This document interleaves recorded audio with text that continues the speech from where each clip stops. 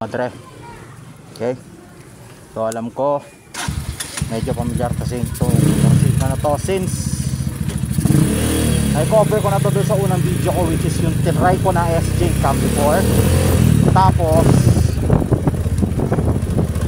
minsan ko na to pinagtangkaan i-review tong motor na to, but again hindi yun natuloy.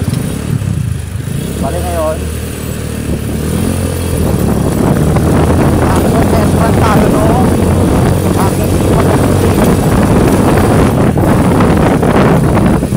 pero syempre before natin muna simulan, tulad na natin ang lagi natin ginagawa,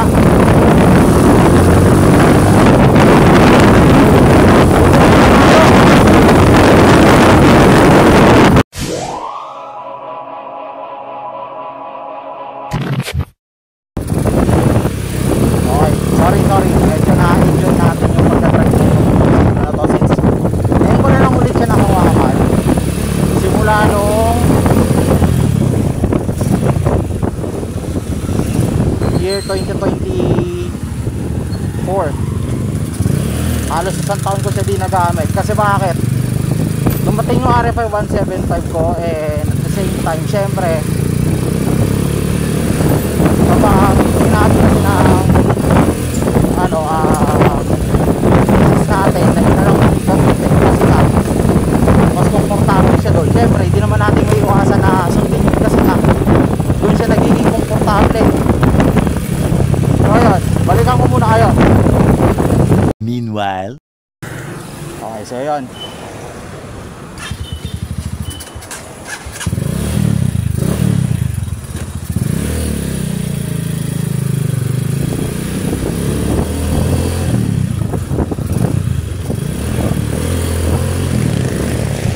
bale, testing natin itong motor kung okay lang ako smooth na ba ulit manakbo kasi meron akong ginawa na itong video nung nakaraan na tungkol dito, which is ayun, may mga pinalitan akong pyesa, may mga pinalitan akong mga parts dito mismo sa motorsiklo na to. And also ayun, although hindi pa naman siya ganun katapos, hindi pa siya totally 100% finish katulad ng sinabi ko, ayun nasa 90% pa lang natapos itong motor na to. Pero sa ngayon masasabi ko ngayon dito mismo sa motor na to is na siya, pwede na siya pwede na siyang patakbuhin, gamitin, depende na lang sa pili ko to, or pag may pupuntahan na ako na importante katulad noong mga meetings ko, or at the same time ayan, tulad na ito, meron akong dalawang pupuntahan ngayon lugar. So which is pupunta ako ng Fairview doon malapit sa Manama, then pupunta rin ako ngayon ng Lagro. So shortcutin na lang natin to mga drive. Ayan, so based naman sa observation ko habang ginagamit ko tong motor na to, especially ito bigyan ko lang kayo ng note dito mismo sa motor na to. May pinalitan ko na yung actual sprocket na ito, which is dati kasi naka 520 if I'm not mistaken yung gamit ko na sprocket dito, tapos ngayon pinalitan ko siya ng 48 size na sprocket. Within the whole set ang pagkakaalam ko is nasa 42T yung kanyang rear, tapos yung front naman is nasa 12T naman yung hindi, 15T pa lang sukat. Mamaya i-check ko, i-verify ko na lang din mamaya. By the way, ito pala yung item, ayan, para makita nyo na lang din.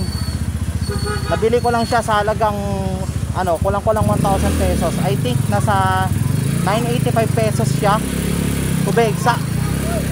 Ngayon, ang observation ko naman kasi dito, nagkaroon ng arangkada yung motor na to.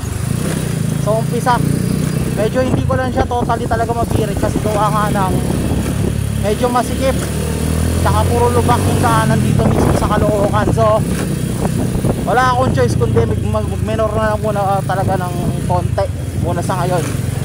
Pero kung totoosin, when it comes to torque, di ko kasi maobserbahan kasi totally itong motorsiklo na to minsan ko lang siya nagamit. Etong motor na to. Pero para sa akin parang halos wala naman din pinag-iba sa hatak simula nung ginamit ko tong motorsiklo na to. Ayan, shortcut na tayo. Yun yung isa sa mga na-obserbahan ko dito mismo sa motorsiklo na to. Tapos kung mapapansin nyo mabuti, ibang iba na yung visor neto, yung wheel visor neto mismo sa bandang harapan. Ayan o, mapansin nyo is naka curve na rin yan. Bale ito, pinalitan ko na ho yan ng pang ZX4R na mask with matching na with matching CBR 600RR na visor. Nabili ko lang din sa TikTok shop. Bale ito, yung mask na to, including din itong tank enhancer na to, ayan, pinakita ko na lang din, is gawa ni Boss Pepito Mahusay. Ayan, taga Dasma yan. So shoutout sa Boss Pepito. Ganda rin ang gawa niya. So napil ko yung yung bulkiness ng motor, especially yung parang mas lalong lumaki siya tingnan nung tinry ko siyang gawa ng video before habang pinapakarwa siya. So yun, kung napapansin niyo yung clip na yun last time, ayun yung isa sa mga in-upload ko doon mismo sa Facebook ko. Tapos yan, medyo matraffic pa, wait lang.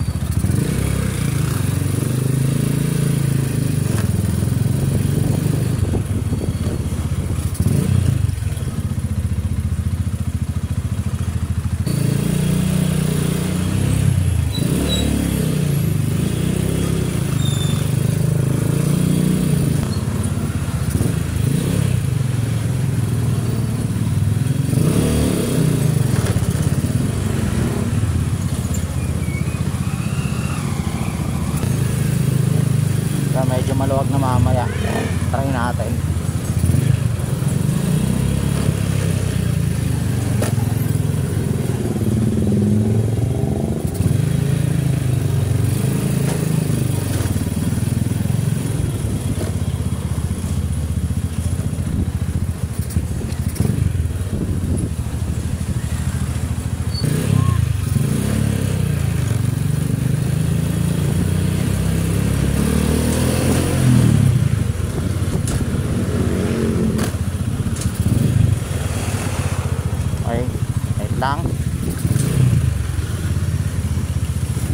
Sorry, na-enjoy ko lang.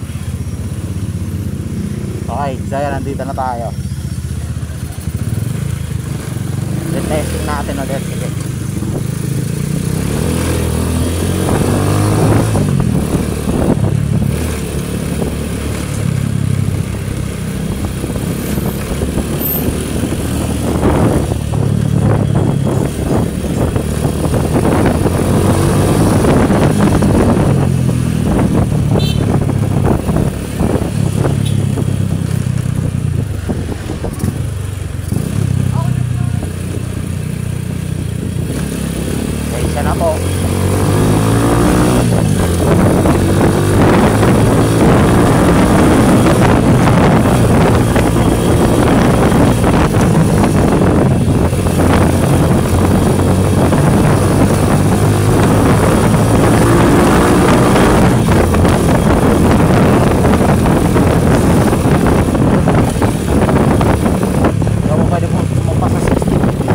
Pa ako eh.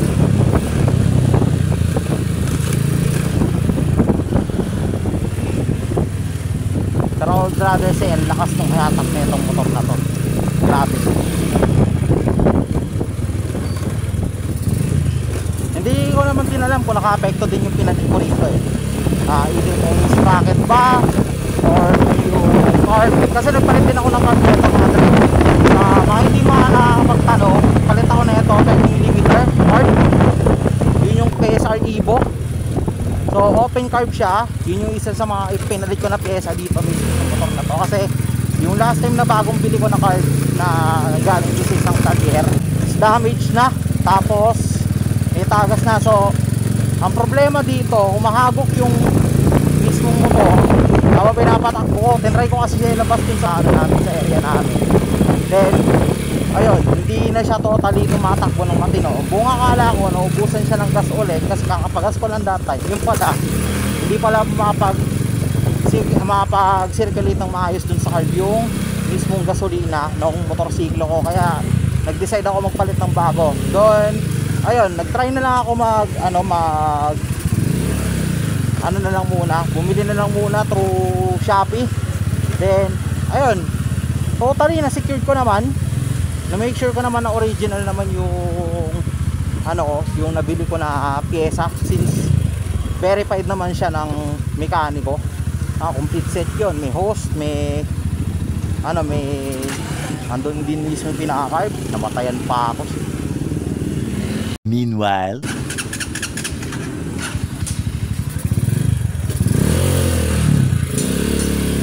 ayun, so nandun din naman yung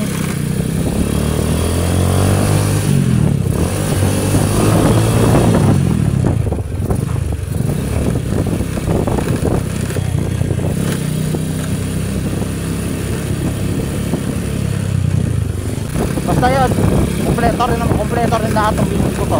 Tapos and then pinakabit ko na lang din lahat sa kasa para at least makompleto ko na lahat ng mga kailangan ayusin dito sa motorsiklo na to. Ngayon, yung pinaka reason bakit ako naglagay ng tank enhancer, which is technically hindi naman talaga kasama sa plano ko, is nasira or nangalawang yung actual na motor ko, ay yung actual na tangke nitong motorsiklo na to. Sa tagal lang hindi siya nagagamit kasi merong isang main problem dati si Sigma 250. Kung tutusin sa lahat naman nakadalasan nilang nai-encounter sa unit nila, ito yung madalas pasukan ng tubig yung kanilang tangke, dahil nga din dito mismo sa kanilang tank cap, dito mismo sa tank cap nito.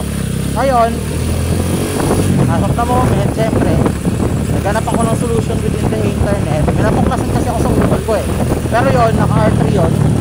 Nagpalit siya ng kanyang gas cap recently, quick release na siya ngayon. Tapos ang ginawa niya,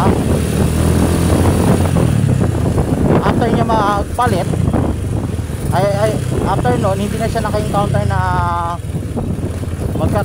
may pumapasok na tubig doon mismo sa pinakatangke ng motorsiklo niya. Ngayon, yun yung plano ko. Such kind of experimental thing pa lang naman din tong ginagawa ko ngayon as of the moment. Pero gusto ko subukan kung may papasok pa ba o wala na. Siyempre, curious tayo Nag-suggest siya ng solution, so bakit hindi natin i-try? Wala na akong masama kung na-try natin, di ba?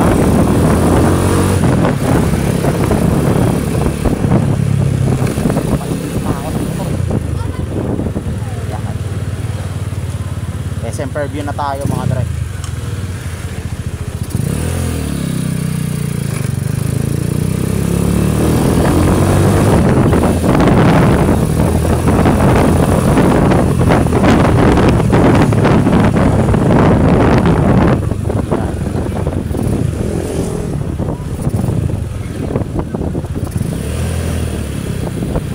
Tayo dyan, so shortcut na tayo, siguro ikutan na lang natin tong SM Fairview.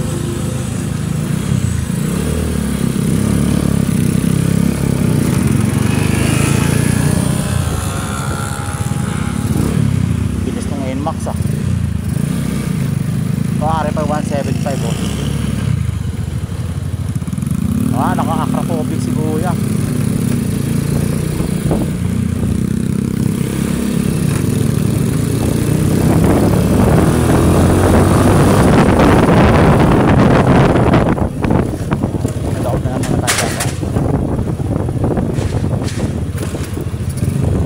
Kaso kasi pumapleran yung RFI 175 ko okay na ako dun sa muffler niya, yung stock niya kahit hindi naman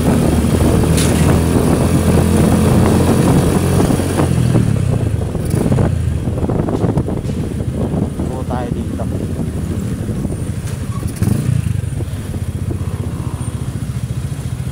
Yaw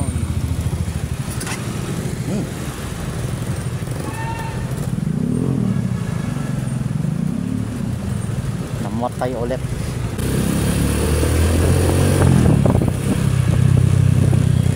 Yan, naninibago pa ako sa motor na to. Simula kasi nung kinuha ko to, parang hindi na ako sanay mag manual kaya medyo naninibago pa ako, pero okay naman, nakuha ko naman din kahit paano kaagad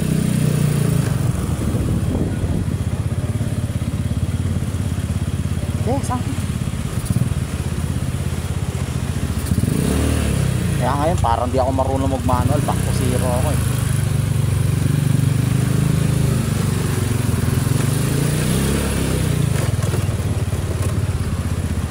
Totoo, hindi pa naman tapos tong setup na to. Katulad ni sinabi ko kanina, marami pa ako ilalagay dito, yung quick release tank cap, para masubukan kung hindi nga ba talaga tatagas yung gasolina dito sa loob o papasok yung gasolina dito sa loob. Papalit din ako ng shifters, working on din ako doon. Then gagawin ko na, lalagyan ko ng underneath to sa ilalim, doon mismo sa pinakabuntot, para magmukha talaga siyang sports bike. Then especially yan, planning din ako to replacement ng clip-on handlebar dito mismo sa stock na handlebar ko ngayon. Kasi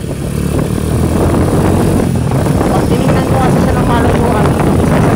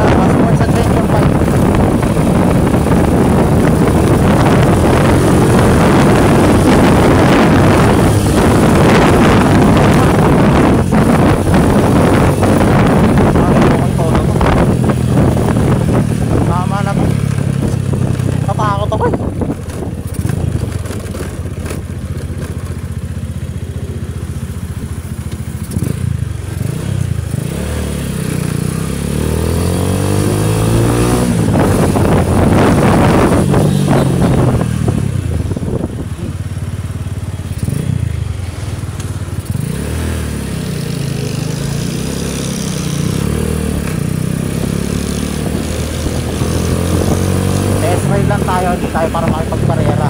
Teka, lakas na. Expect ko yun.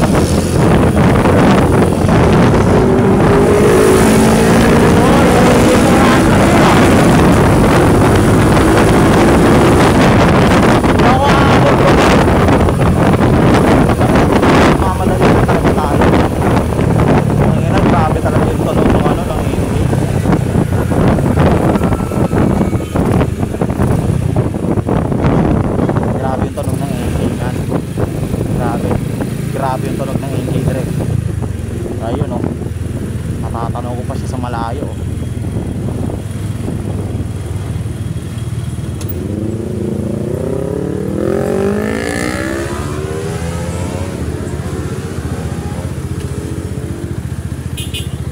Turong lang tayo ng konti.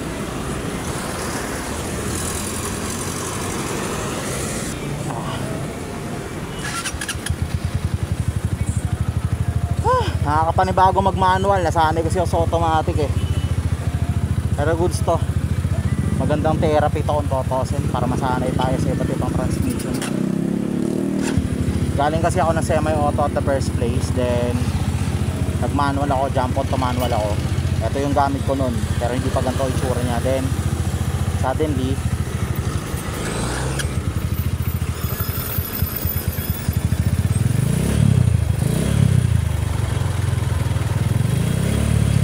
automatic. Ito lang yung nagiging problema ko ngayon sa motor na to.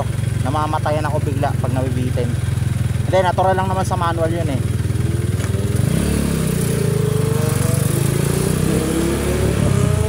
Lakas nun.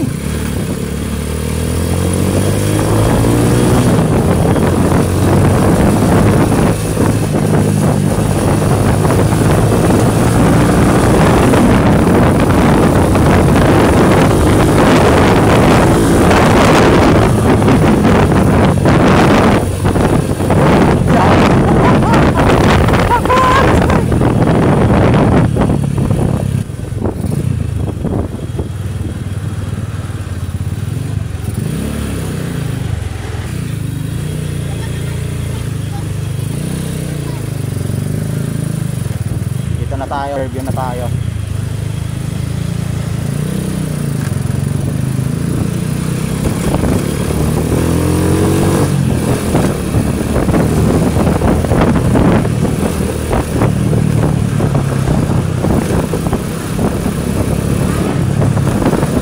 Tayo sa may bandang ama.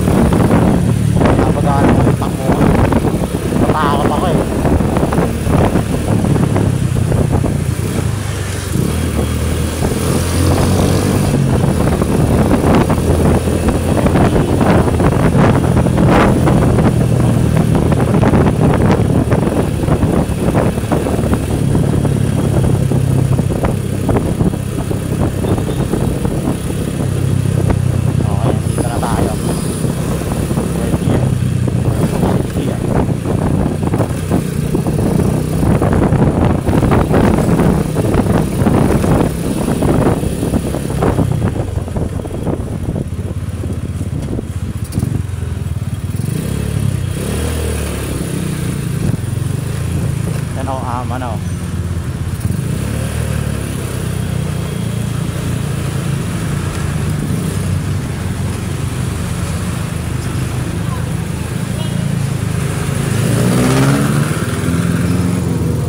Ay, dito na tayo.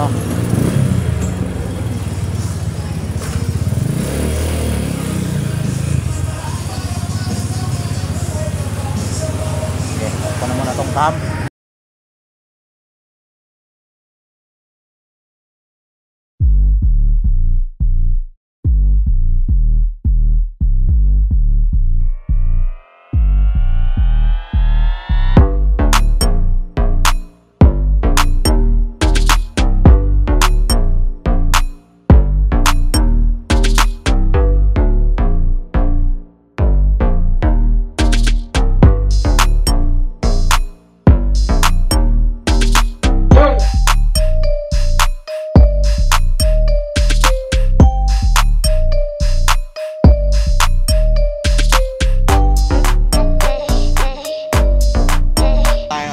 Serawan tayo ngayon dito mismo sa may Perby branch, tapos namataan natin na clean up yung chain nung motorsiklo ng utol ko, tapos magpapa-change oil din daw siya mamaya.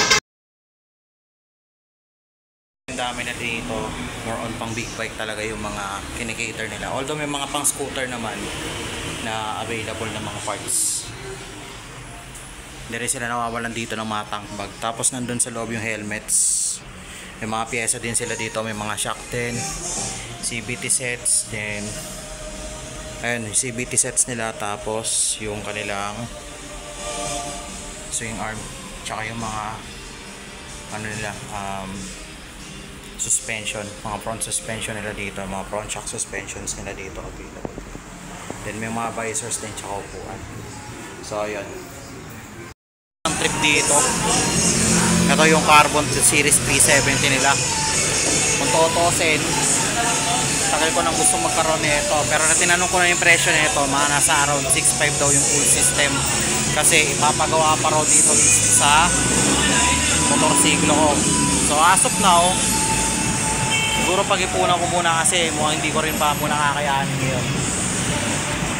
Yan, sinamahan ko lang talaga yung utol ko dito na magpaayos tsaka magpa-maintenance ng motorsiklo niya. Bali yun. A few inches later. Saka mo tight yung setup.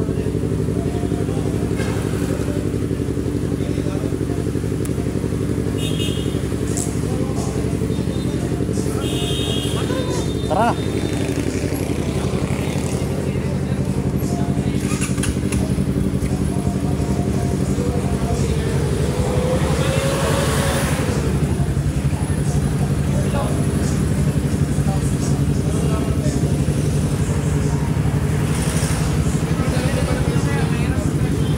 Ano?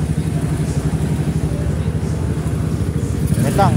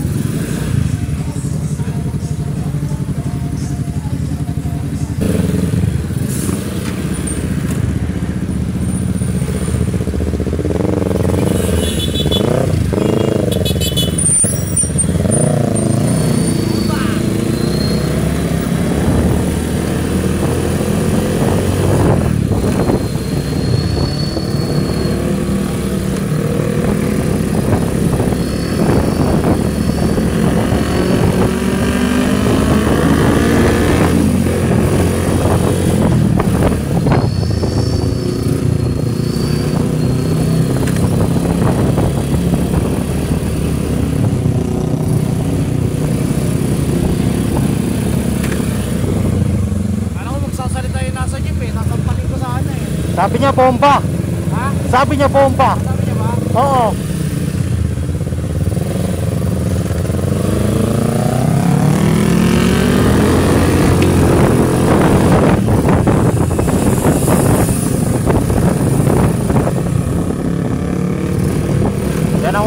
siya yung may-ari nung item na review ko na nakaraan.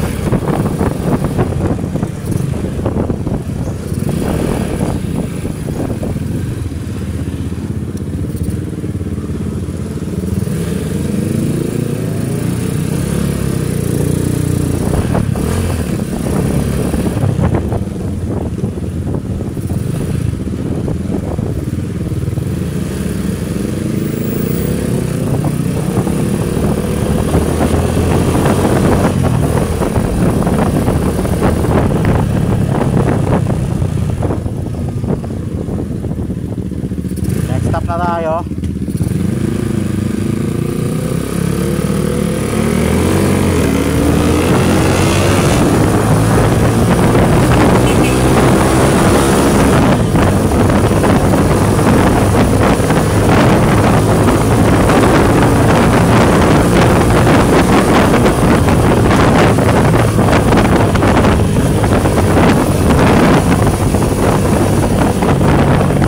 Balik kami kanina sa 01 Moto. Okay, ayun.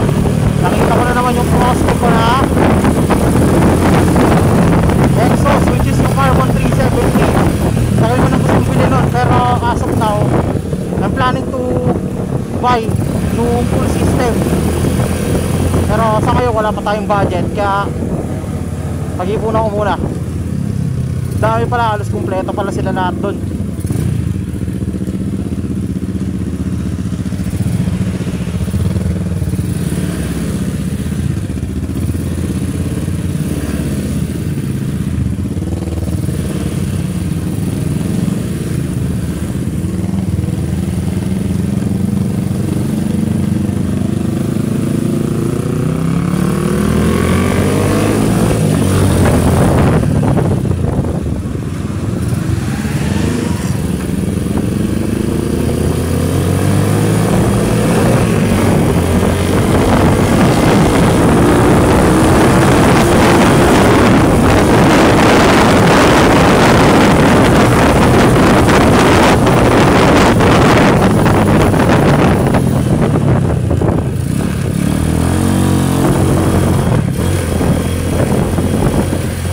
Grabe, alas di ako umubra sa motor na ito. Lakas.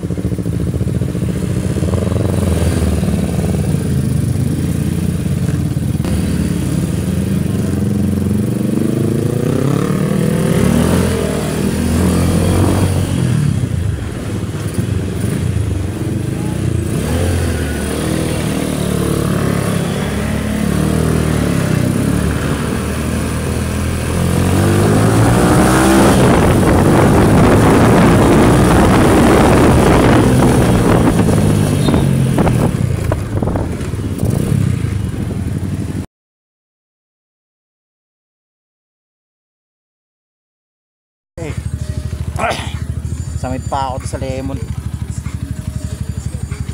Nag-jump on na kami, Paro. Kasi mahalaga kanina yung pinuntahan namin. Linya.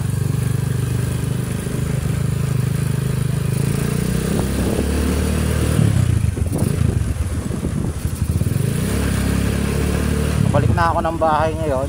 So ayun, so far so good. based naman sa observation ko, nasa good running condition na tong motor.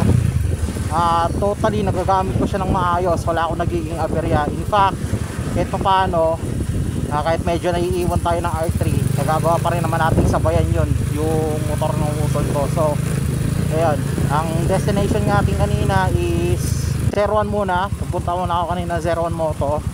Nagpakasama kasi siya sa akin magpa-change oil, tapos magpaayos nung magpalinis ng kadena niya. Di na ako nagpagawa kasi kakapalit lang ng sprocket ko.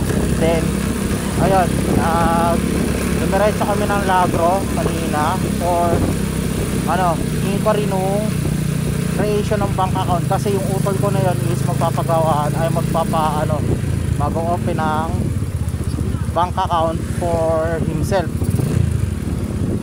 Bali yun nga.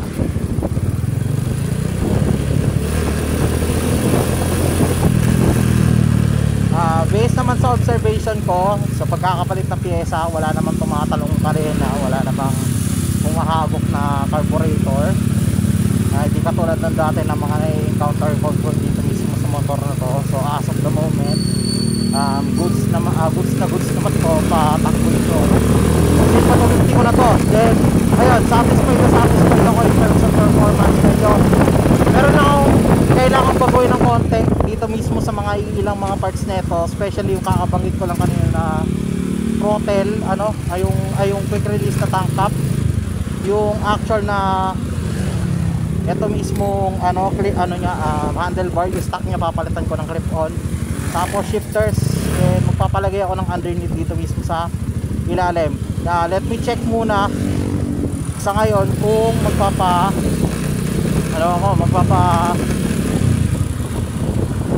magpapa-lowered ako na itong bike, kasi yan pa sa ngayon yung hindi ko pa mapag-desisyonan sa ngayon, kasi ang hirap mag-decide regarding dito mismo sa bike na to, lalo na kapag limited yung budget. Then kung meron ako pagkakataon na bumili o makabili ng full system exhaust dun sa 01, which is either GP2 or di kaya yung Carbon 370 nila, yun yung Corsonada ko pa dati.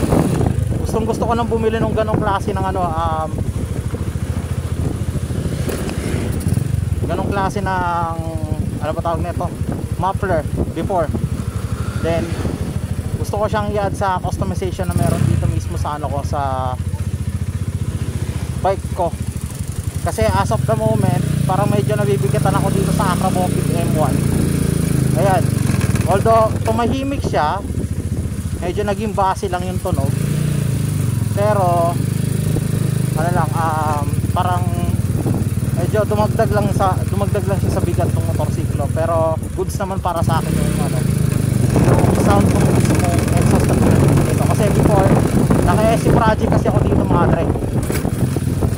51mm din siya. Ayan, andyan yung itsura niya dito mismo sa may bandang taas ng screen, mapapansin nyo mabuti. Then kaya ako nag-switch up, kasi yung area namin dun mismo sa actual na house ko is sobrang crowded, napapaligiran siya ng mga bahay.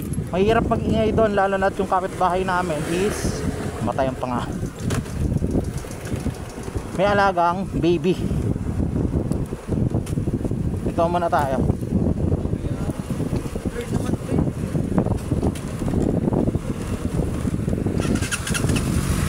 Ngayon, syempre manigurado, dami na naman magko-comment na ito. Ay, Lucy, sorry, sirain, bahala kayo. Basta ang sa akin, kanya-kanya tayo ng preferences sa motor, kanya-kanya tayo ng kagustuhan, kanya-kanya tayo ng taste. So respeto na lang. Dito tayo po pwede magrespetuhan sa kung ano mapipili ng mismo ng tao, na kung anong mapipili mismo ng tao sa motor niya, and at the same time kung anong motor ang Corsonada niya. Kanya-kanya naman tayo ng ng kagustuhan.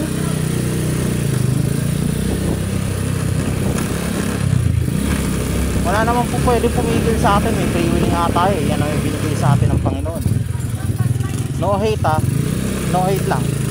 Basta pure respect lang tayo mga dre. respetuhin na natin yung isa't isa, kanya-kanya tayo ng mga references in terms of bikes, in terms of customization, at kung ano yung trip natin gawin sa mga motor natin. Meron tayong sariling privilege na pumili ng sarili nating motor. Meron tayong sariling privilege na pumili ng sarili nating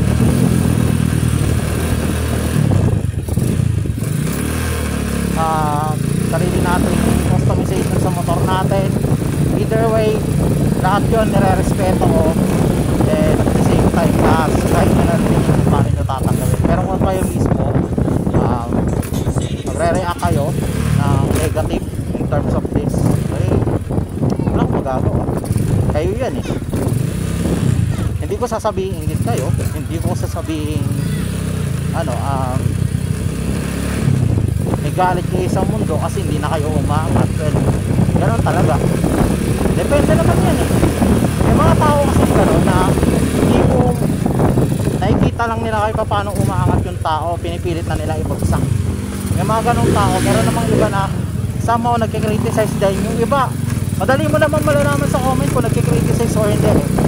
Madali mo na lang din makikita sa mga mga nagbibigay ng feedback or comments dito mismo sa mga videos kung nagkikriticize lang or lang, gusto lang sirain yung buhay mo. But well then, sa akin wala lang yun sa akin. Bahala kayo sa buhay ninyo, gawin nyo kung anong gusto nyo. Okay, so yun. Bale, hanggang dito na nga lang muna tayo mga dre. Back to barracks na ako, back to home. See you again next time. Ride safe always.